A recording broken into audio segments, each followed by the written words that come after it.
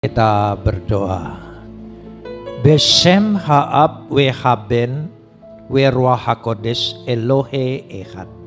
Dalam nama Bapa, Putra, dan Roh Kudus, Tuhan yang Esa. Bapa di sorga, kami memuji dan mengucap syukur kepadamu atas segala kasih, karunia, anugerah, limpah rahmat dan berkat-Mu. Atas segala perkenanan Tuhan dalam hidup kami, pemeliharaanmu, kasih setiamu, penyertaanmu, perlindunganmu yang senantiasa mengiringi langkah-langkah hidup kami. Untuk itu kami mau menaikkan ucapan syukur kami yang tak terhingga kepadamu. Seraya senantiasa menyerahkan diri kami di hadapan Engkau. Sebab di dalam Engkau kami akan terpelihara dengan sempurna, karena Engkau adalah pemelihara yang kekal. Saat ini, di tengah-tengah persekutuan ibadah kami, di hadapan hadirat Tuhan yang telah turun meliputi kami, kami ingin meneduhkan hati kami, menundukkan pikiran kami kepada otoritas kedaulatan firman-Mu. Karena firman-Mu itulah yang mengandung segenap kebenaran dan janji-Mu yang akan Kau berikan bagi kami untuk menjadi milik kami. Karena Roh-Mu itu sendiri yang akan mengerjakannya di tengah-tengah pewartaan ini. Terima kasih Bapa. Dalam nama Yesus kami berdoa. Amin. Silakan duduk.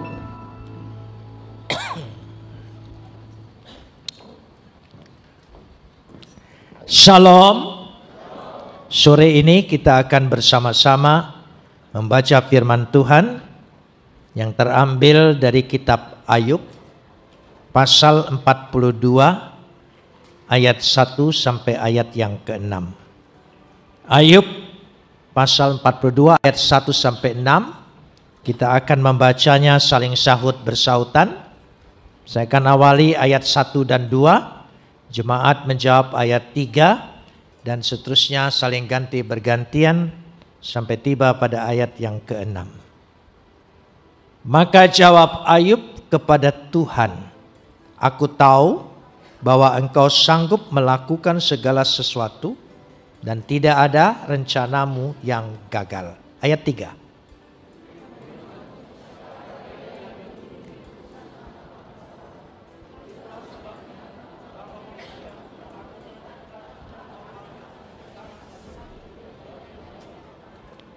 Firman-Mu dengarlah, maka akulah yang akan berfirman.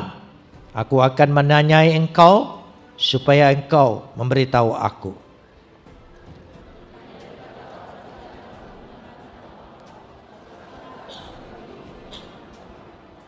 Oleh sebab itu aku mencabut segala perkataanku, dan dengan menyesal aku duduk dalam debu dan abu. Kapot leha Adonai Elohenu kapot leha.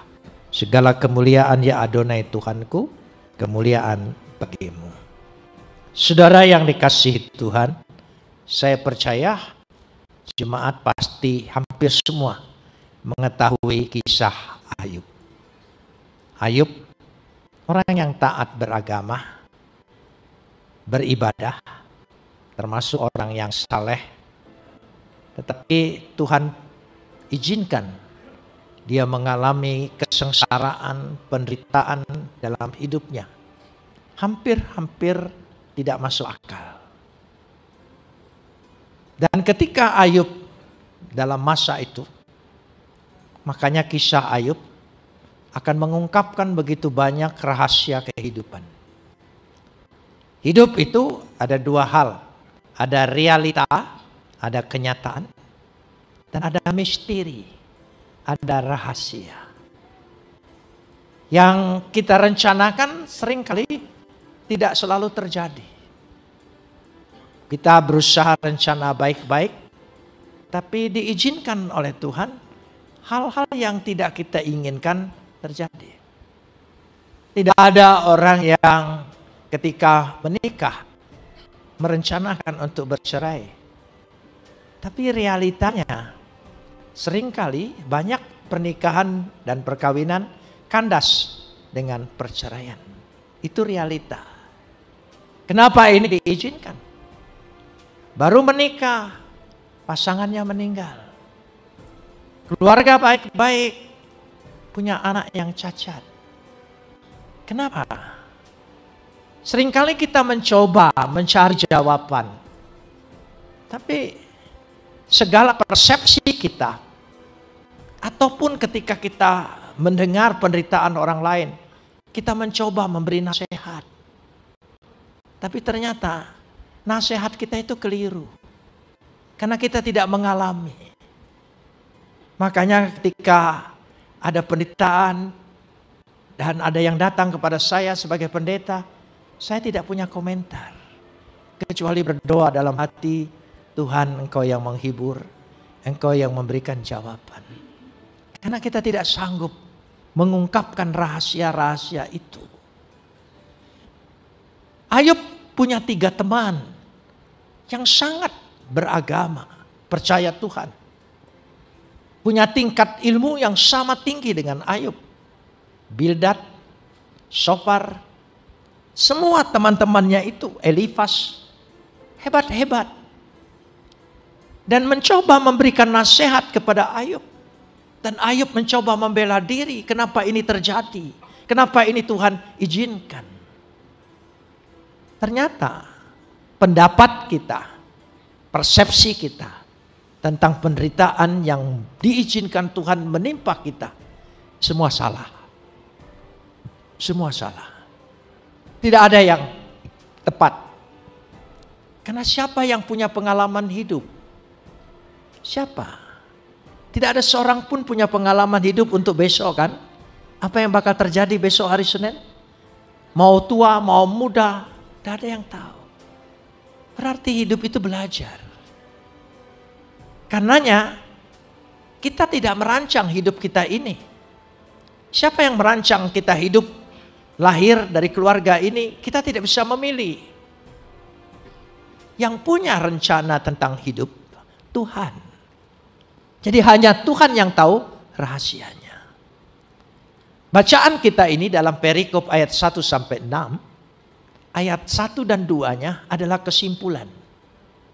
Ayat 3 sampai 6 adalah persoalan. Sastra Ibrani, ya sastra Ibrani, itu kesimpulannya duluan. Cara bahasa Indonesia, tata cara bahasa Indonesia, kesimpulan selalu di belakang. Kalau Ibrani enggak.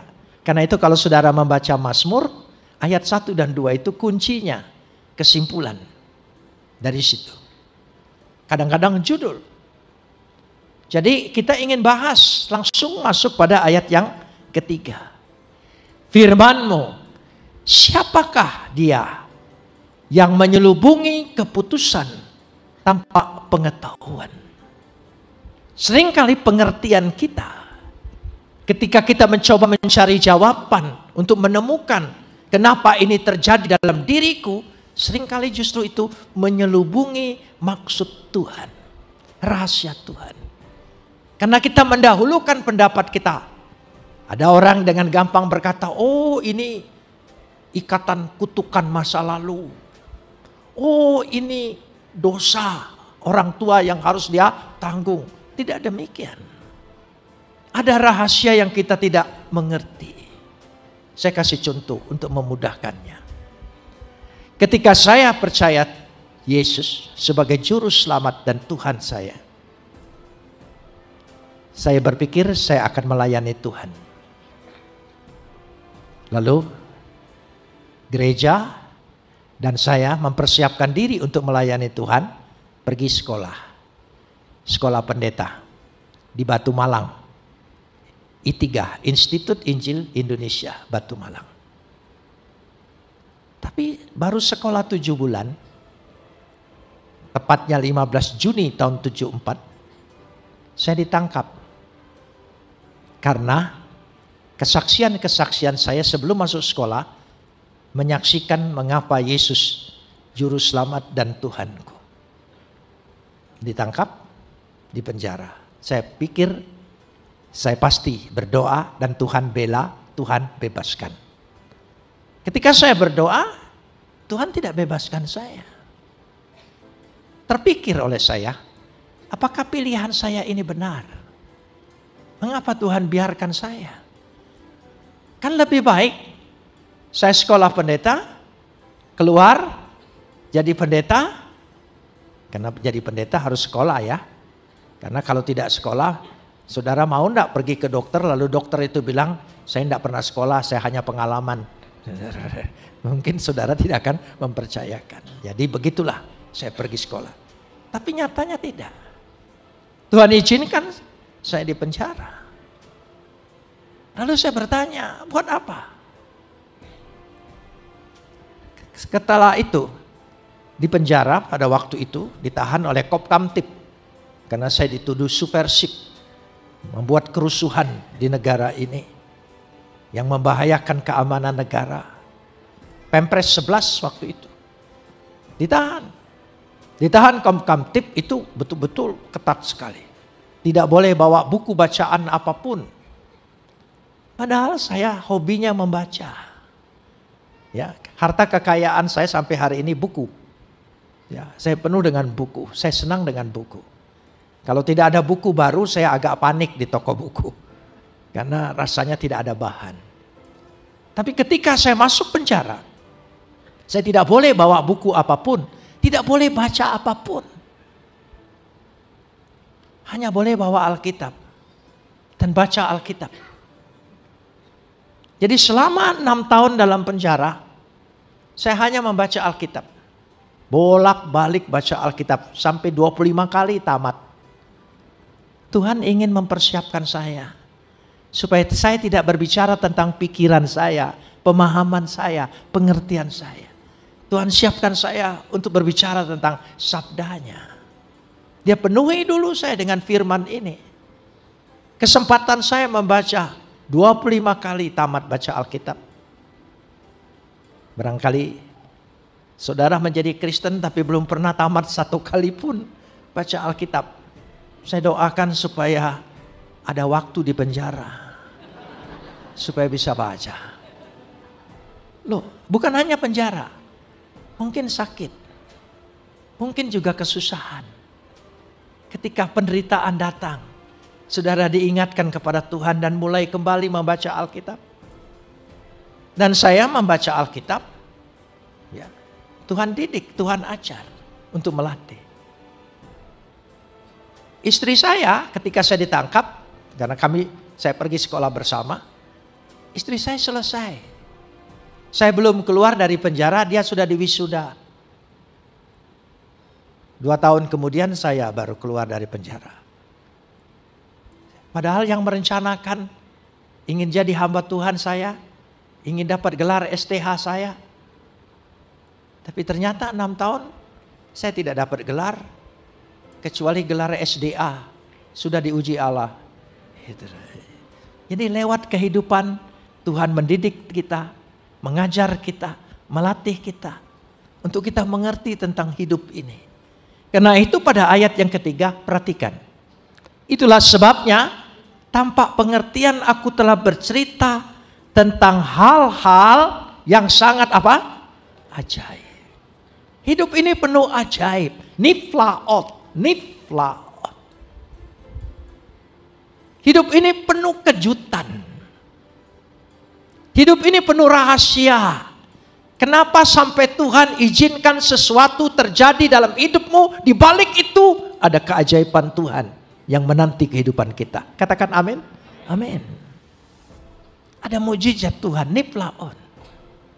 Ada keajaiban yang kita tidak mengerti. Banyak hal. Sehingga dengan demikian kita dikatakan di situ. Lalu apa sumbernya supaya kita mengerti tentang hidup ini? Yang menciptakan hidup kan Tuhan.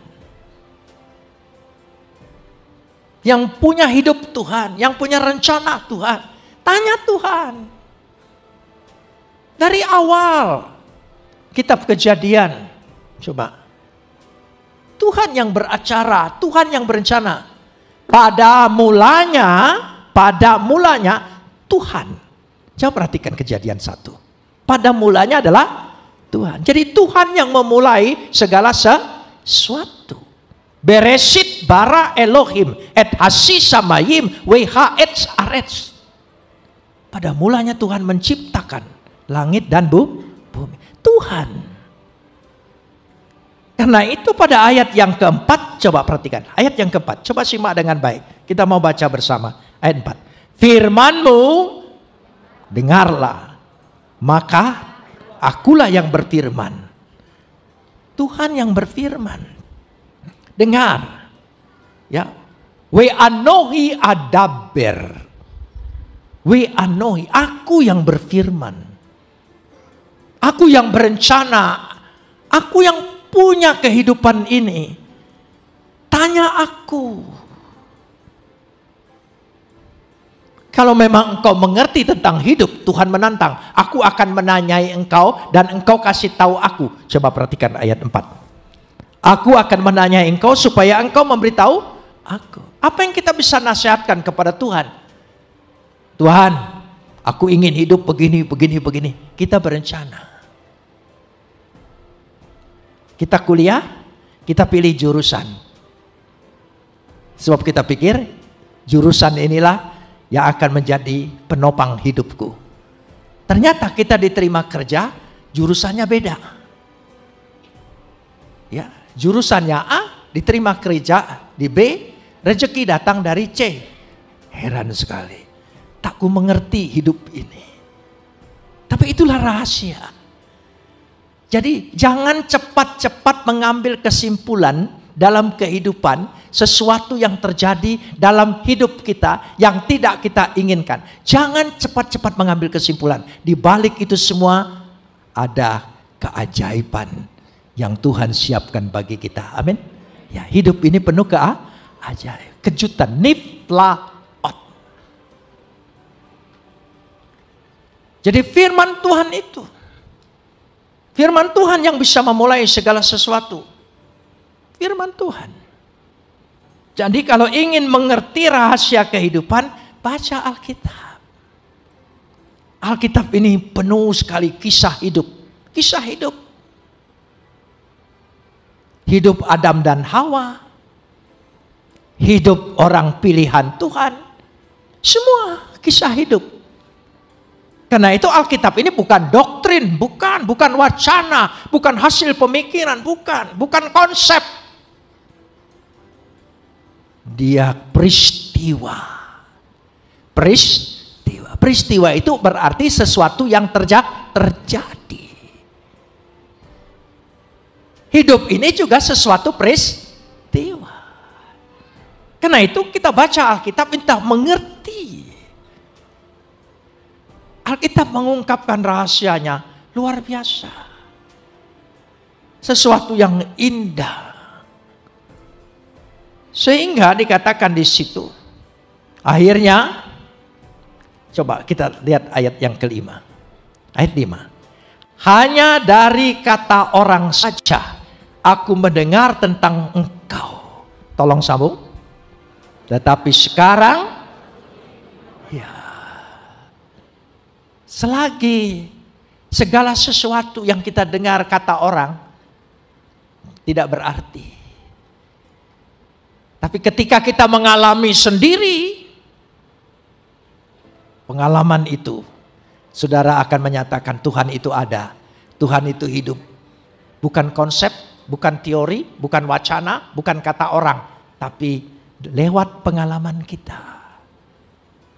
Sehingga Tuhan memberikan sesuatu dalam hidup ini. Lewat itulah. Karena itu media Tuhan hidup kita. Jadi sesuatu yang indah terjadi dalam hidup ini, sesuatu yang tidak kita inginkan terjadi, kita belajar dari situ. Banyak sekali.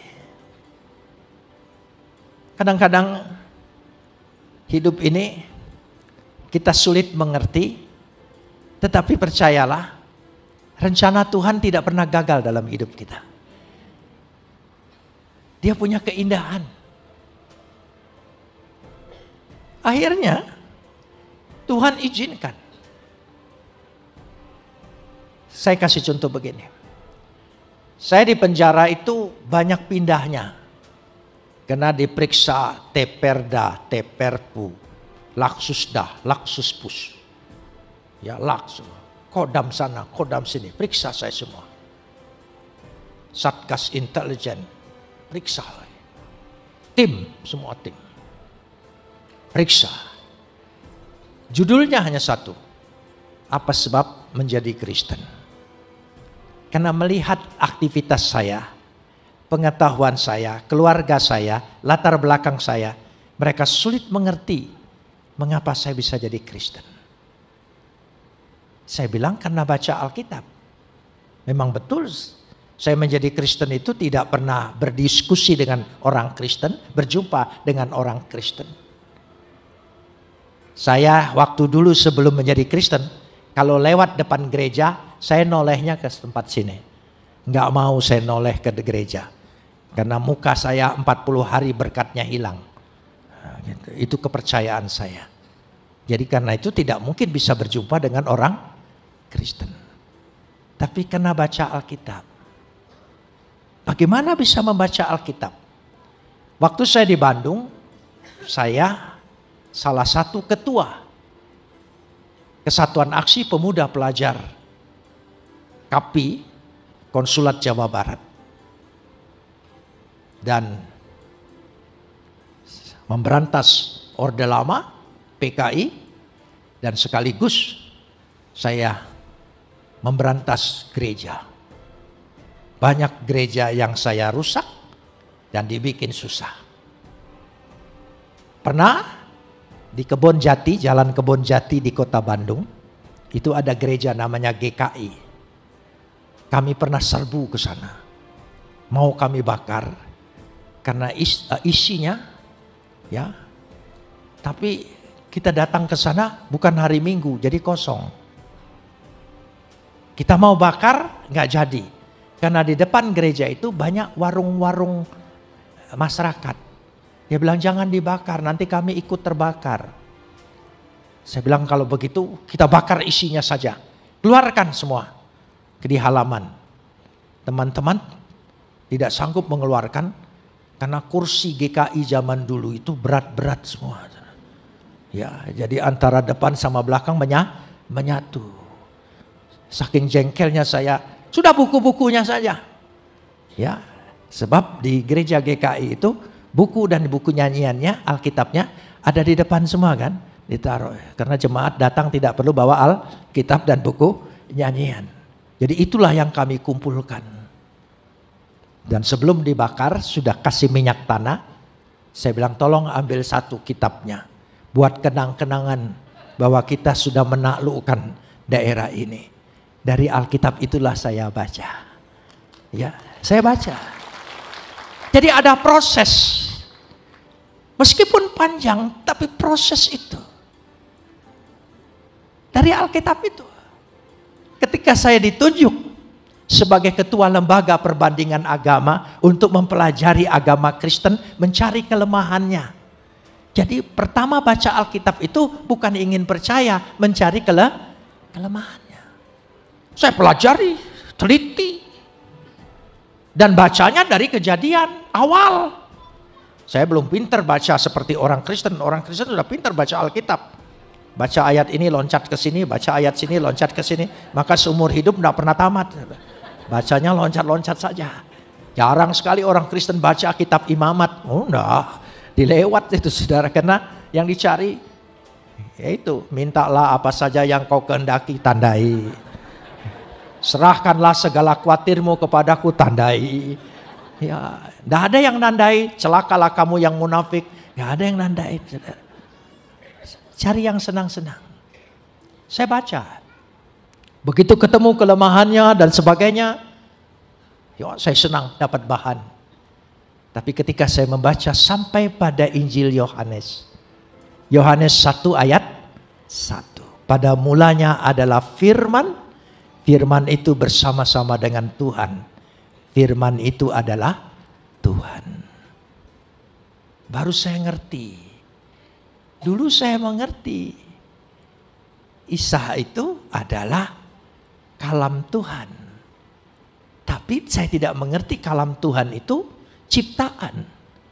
Tapi dikatakan di sini kalam Tuhan itu, firman itu dalam permulaannya sudah ada bersama-sama dengan Tuhan. Dia tidak diciptakan Tuhan, dia sudah ada dengan Tuhan. Terbukalah hati saya. Yohanes 1 ayat 1, Yohanes 1 ayat 14, Yohanes 1 ayat 18, tidak seorang pun pernah melihat Bapa. Kecuali anak yang ada di pangkuan Bapa, dialah yang menyatakan. Oh, memang betul tidak seorang manusia bisa melihat Tuhan. Tapi anaknya lewat firman-Nya yang menjadi manusia, dialah yang menyatakan Tuhan yang benar itu siapa. Terbukalah hati saya, percaya. Waktu diperiksa pun itu ditanya. Saya bilang karena baca Alkitab. Baca Alkitab, iya. Baca yang mana? Saya tunjukkan ayatnya. Yohanes 1 ayat 1, Yohanes 1 ayat 14, Yohanes 1 ayat 18. Lalu salah satu pemeriksa, mana? Dia ambil Alkitab saya, dia tanya, mana ayatnya? Ini. Yohanes 1 ayat 1, Yohanes 1 ayat 14, Yohanes 1 ayat 18. Dia baca. Setelah dia baca, dia ngomong begini, saya nggak jadi Kristen. Saya baca yang kamu baca, saya tidak jadi Kristen. Kamu bilang karena baca ini, ngomong yang benar katanya, yang masuk akal. Iya, saya bilang, saya baca ayat itu saya menjadi Kristen. Lalu dia marah, saya baca juga. Kenapa saya tidak jadi Kristen? Oh beda Pak, saya dipilih, Bapak tidak. Oh iya. Amin. Kalau kita percaya, itu bukan hebatnya kita. Karena Tuhan sudah memilih kita. Bersyukurlah.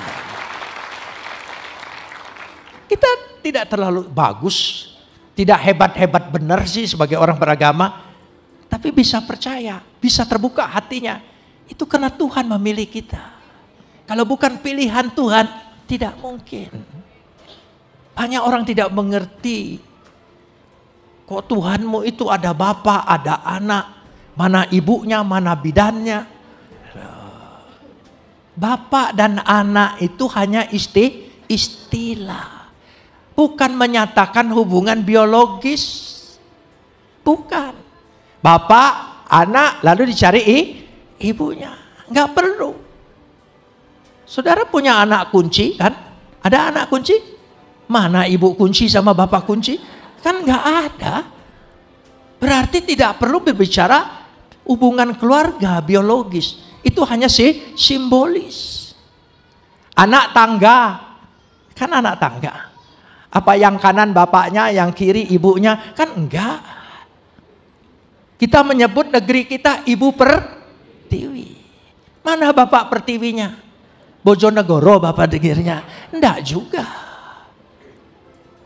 Jadi itu hanya istilah. Kami menyebut Bapak dan anak. Bukan berarti Bapak lebih unggul lalu anak lebih rendah. Tidak. Untuk menunjukkan keberasaan firman ini. Yesus ini sebelum menjadi manusia adalah firman yang sehakikat dengan Tuhan, berada dalam diri Tuhan. Sama mulianya, sama agungnya, sama segala sesuatunya dan sama kekalnya. Apa saja yang ada dalam diri Tuhan sama, tidak ada bedanya.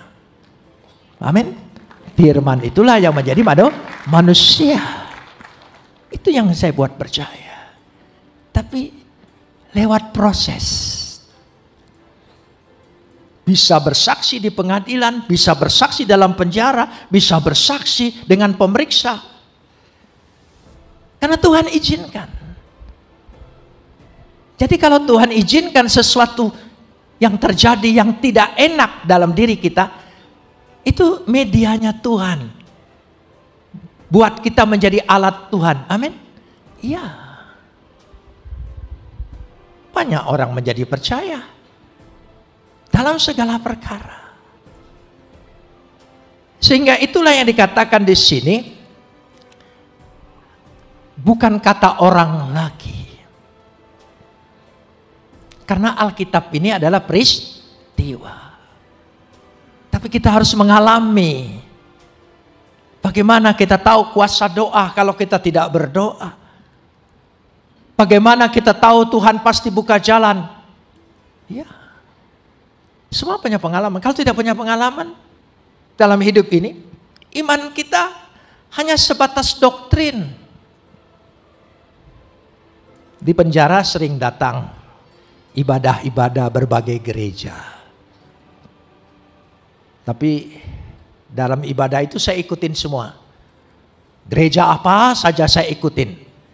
Yang penting ada kesempatan keluar dari kamar. Gitu. Jadi ikutin. Jadi saya tahu semua cara ibadah macam-macam. Ya, ada satu lagu dalam penjara yang saya tidak sukai. Paling tidak suka. Waktu itu. Ternyata teman-teman sepenjara juga tidak suka. Lagu apa? Sekarang saya sudah bebas. Saya bebas oleh dah. Begitu kan lagu itu. Bebas, bebas, bebas. Saya diam aja. Enak aja bilang bebas, bebas. Dia kan pulang ke rumah. Kita ke kamar lagi, ke kamar lagi. Loh iya, kata bebas itu kata paling keramat bagi orang dalam penjara. So begitu nama kita dipanggil, bebas. Keramat betul. Jadi saya tidak nyanyi. Saya pelototin aja pemimpin pujiannya. Bebas, bebas. Rupanya seluruh teman-teman juga melototin dia. Nah, wajah orang dalam penjara agak lebih menyeramkan. Sehingga orang dari luar penjara agak takut. Jadi dia berhenti, dia ganti lagu. Yang paling favorit dalam penjara. Lagu apa? Ku tahu Tuhan pasti buka jalan. Oh, pintu penjara mau dibuka. Itu lagu favorit. Saudara tertawa karena saudara tidak pernah masuk penjara. Kalau saudara masuk penjara, saudara tahu artinya itu. Ya, luar biasa. Begitulah caranya. Sehingga cara Tuhan mendidik, mengajar kita terus. Saya kalau di penjara itu suka dipindah-pindahin. Karena periksa sana, periksa sini. Kalau di Jakarta saya ditahan di Kopkamtib dan ditaruh juga di RTM Budi Utomo, Jalan Budi Utomo, RTM, Rumah Tahanan Militer, kumpul semua. Ya di sana. Setiap pindah, ya dikawal dan saya diborgol. Diborgolnya bukan begini, diborgolnya satu di tangan saya, satu di tangan penjaga. Jadi berdua begitu. Saya bergerak, dia bergerak. Saya jalan, dia jalan. Saya duduk, dia duduk. Naik pesawat, pindah ke Jakarta. Ya, di pesawat, saya mau ke WC. Nggak dilepas. Dia ikut. WC pesawat kan kecil. Jadi dia satu kaki di luar, satu kaki di dalam. Dia ikut. Saya sedih. Kayaknya tidak adil. Masa dia tidak pikir sih? Ya, di pesawat mana mungkin saya melarikan diri kan?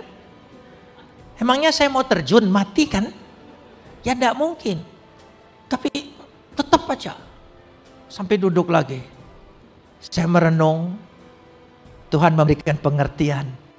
Menghibur saya. Borgol itu artinya Immanuel. Tuhan beserta kita. Kemanapun engkau pergi, aku tidak pernah lepaskan. Aku selalu ada bersama engkau. Terhibur saya, senyum saya. Penjaganya tanya, kenapa senyum-senyum? Ini arti Immanuel, Pak.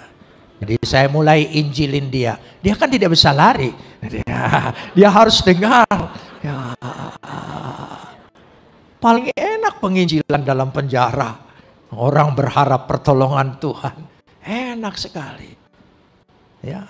Memberitakan Injil itu ada 3 tempat yang paling enak. Penjara, rumah sakit, di tempat orang mati.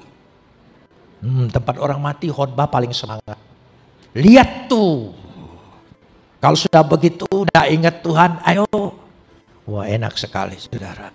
Gitu. So, kalau di orang mati itu tidak boleh dihibur dalam arti begini. Ini pasti masuk surga. Siapa bilang? Hidupnya kita tidak tahu. Kalau dia percaya Yesus, dia pasti masuk surga. Saya percaya. Satu-satunya pengharapan kita adalah kepastian. Karena itu pasti, tidak ada mudah-mudahan. Ya, kalau mudah-mudahan dari dulu juga mudah-mudahan saya. Ya, adalah sebuah kepastian. Dari situlah. Nah, karena persepsi pendapat tentang segala suatu penderitaan yang menimpa Ayub, ternyata dia keliru. Setelah dia menjalani semua. Itu sebabnya ayat yang ke-6 berkata, oleh sebab itu aku mencabut perkataanku. Dengan menyesal aku duduk dalam debu dan abu. Jadi Ayub mengadakan pertobatan. Aku keliru menilai Tuhan. Aku keliru menilai penderitaanku. Semua salah. Akhirnya Ayub mempunyai kesimpulan yang indah sekali. Ayat 1 dan 2. Kita masuk kembali ke ayat 1 2. Karena itu kesimpulan. Ayat 1. Maka jawab Ayub kepada Tuhan. Jawab Ayub kepada Tuhan. Tolong sambung ayat kedua. Aku tahu bahwa engkau sanggup melakukan segala sesuatu dan tidak ada rencanamu yang gagal. Aku tahu di sini bukan pengetahuan saja. Memakai kata yadata. Kata yadata, sekarang aku penuh pengertian, penuh pengetahuan. Kihol tuhal. Bahwa engkau sanggup melakukan segala sesuatu. Tuhan sanggup. Dan terakhir dikatakan, Yiwelo yebatser, dan tidak ada yang gagal. Tidak ada rencana Tuhan yang gagal dalam hidup kita. Tetap Tuhan memakai saya. Tetap saya menjadi hamba Tuhan. Pada akhirnya saya tetap mendapat gelar dari Biola University. Ya, saya dapat kesempatan. Tuhan buka jalan. Semuanya itu rencana Tuhan, tidak ada yang gagal. Luar biasa. Saya bersyukur dengan Tuhan. Tuhan berikan kesehatan, Tuhan beri kekuatan. Terakhir 5 Februari yang lalu saya diperiksa total. Semua sehat. Gak ada sakit. Umur saya 78 tahun. Ya. Tapi dokter bilang, ahli jantung, Brigjen Ismi, ahli jantung dari Rumah Sakit Gatot Subroto, Rumah Sakit Kepresidenan, yang meriksa saya. Saya iri dengan jantung Bapak, lebih sehat dari jantung saya, dokter. Luar biasa. Jangan tepuk tangan dulu. Ada proses 6 tahun dalam penjara. Ya, jangan lihat kesimpulannya, ya. Lihat harga yang sudah harus dibayar. Jangan lihat suksesnya Yusuf, tapi lihat proses Yusuf. Ya, dibuang ke sumur, masuk penjara, baru jadi perdana menteri. Lihat prosesnya. Saudara sedang diproses oleh Tuhan lewat kesusahanmu. Percayalah. Tidak ada rencana Tuhan yang gagal. Katakan amin. Ya.